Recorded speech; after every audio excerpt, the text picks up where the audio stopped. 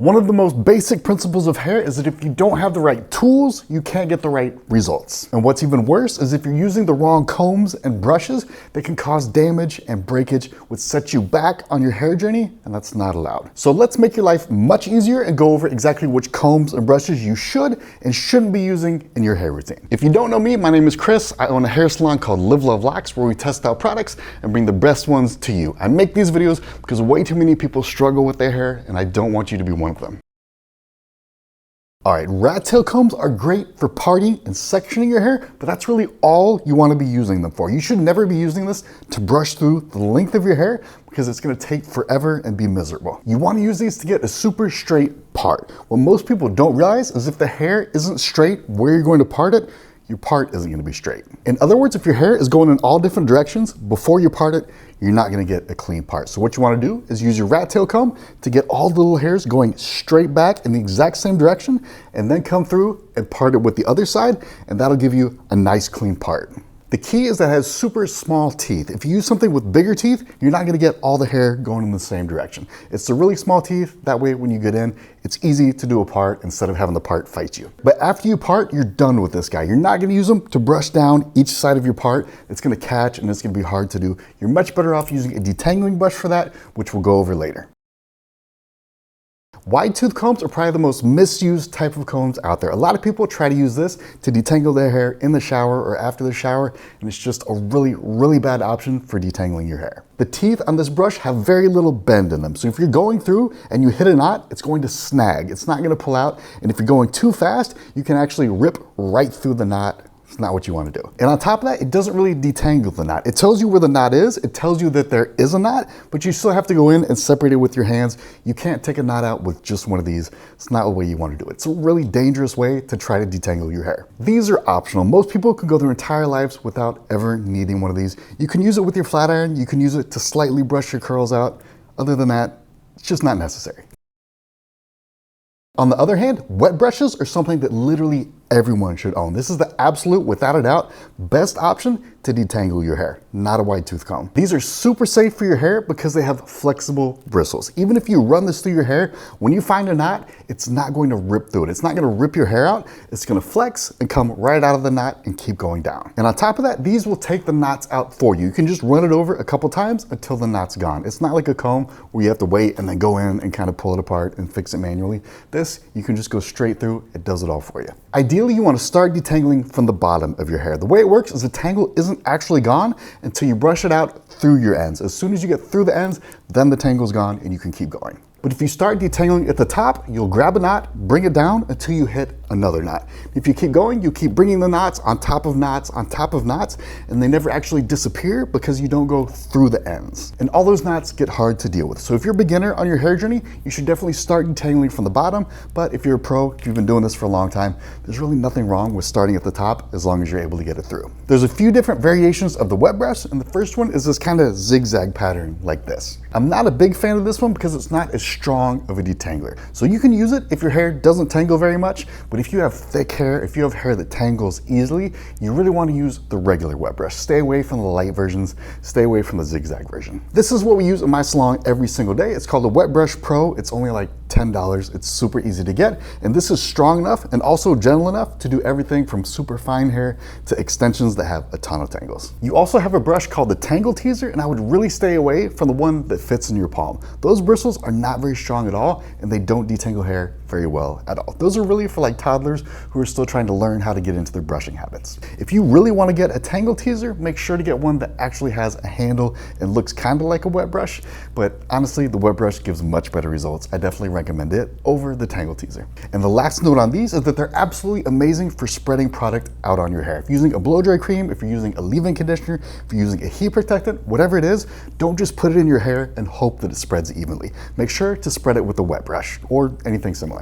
So from what we've covered so far, your routine should look roughly like this. You get out of the shower, towel dry your hair, put whatever products you want in there, then you're going to use a wet brush or similar to detangle your hair, spread the products out, and then you're going to part your hair using a rat tail comb to get it all going in the same direction, then use a long end to part your hair.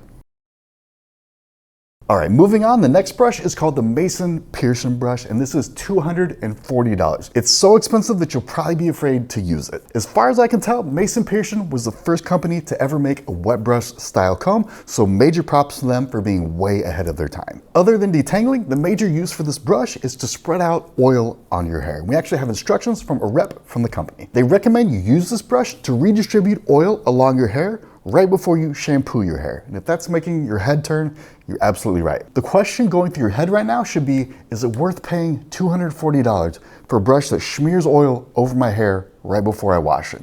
And the answer to that question is absolutely not. It makes no sense to pay $240 for an oil smearing brush. I really hate when companies do this type of thing of like, oh, is it a thing to smear oil on my hair? No. It's not a thing. I hate it when companies charge a huge price and have some obscure piece of knowledge. Like, do I need to redistribute my oil? Like, what's wrong with my oil? You're washing the oil out of your hair right after. There's no point to redistribute oil, not a thing. Do not worry about it. Pearson says this brush is so expensive because they don't use automated machinery. What they use instead is manual labor, and that's why it's expensive. But let's be honest, it's 2022. I really don't care if a machine made my brush. This isn't the Matrix where like brush making robots are taking over the world. I really don't care. Just give me a good brush at a reasonable price. I really recommend you stay away from the Pearson. It's complete silliness. You don't need to pay $240 to smear oil on your hair. It's just a joke. But don't get me wrong, I know that there's some of you out there who leave oil in your hair all the time and don't use shampoo. That's totally cool. You still don't need to spend $240. Just get a regular boar bristle brush. That'll spread the oil just as well if you don't shampoo. Just use a regular one. In hair, luxury products like this are always priced to get shock value. It's not because it's actually necessary. They just want to get people saying like, oh, have you heard about that super expensive brush? It's for the notoriety. In reality, I can't think of a single product that has a shocking price that's actually worth the money. And I would pay up. If there were expensive things out there that gave me a better result, I would absolutely pay for it. I do it for a living and I need to get the best results, but they're not really out there. It doesn't work that way. And I'm not against luxury stuff. If you want to drive a nice car, that totally makes sense because other people are going to see it and you're going to be in public and you're going to get to drive and you're actually going to get a result of driving a luxury car. But nobody's going to see your brush in your bathroom. It's not going to be seen. It doesn't give you better results. It's not fun. Negative ghostwriter. Another brush you'll see is a teasing brush. This isn't really for brushing your hair out the way you would with a normal brush.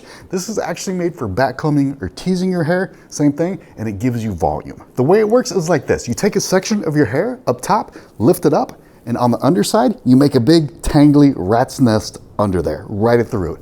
That way, when you lay the hair back down, it has like a pillow of the rat's nest to lay on, so it makes it look more poofy, makes it look bigger, gives you more volume. Using a teasing brush to do that is kind of an advanced class, which we can do later, but the only really other reason that you would use this is you can get your flyaways with it. If you want, you can take a little bit of hairspray, spray it on the brush, and then go right at your hairline and just kind of get all your little flyaways to get them to lay down.